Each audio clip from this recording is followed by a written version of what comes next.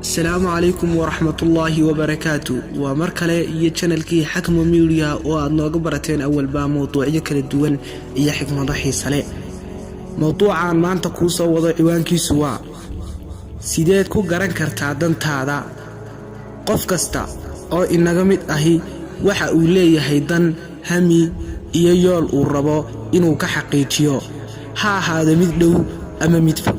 haddaba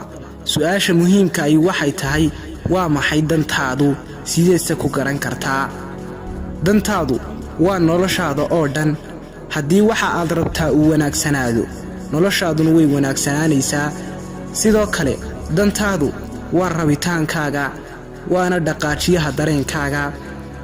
sababaha aad dantaada ku ogaan karto waxa kamid ah ugu horeynba aan ogaano waxa ay danteenu iyo rabitaankeenu u baahan yahay mar walba oo aan si fiican u faahno rabitaankeena waa mar walba oo aan fahnay danteena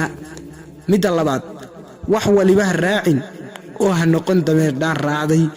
oo waqti walba ha ku qorsheysnaado qorshahaaga oo ka walwal daqiiqad walba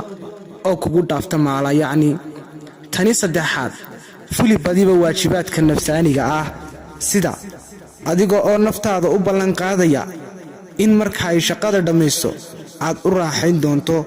oo aad sii doonto waqti ay ku nasato teeda afraad waa inaad ka fogaataa qof waliba oo aan qiimeyn waqtiga waayo waxaa laga yaabaa inuu dantaadana ku hilmaamiyo Salaamu calaykum wa rahmatullaahi wa barakaatuh.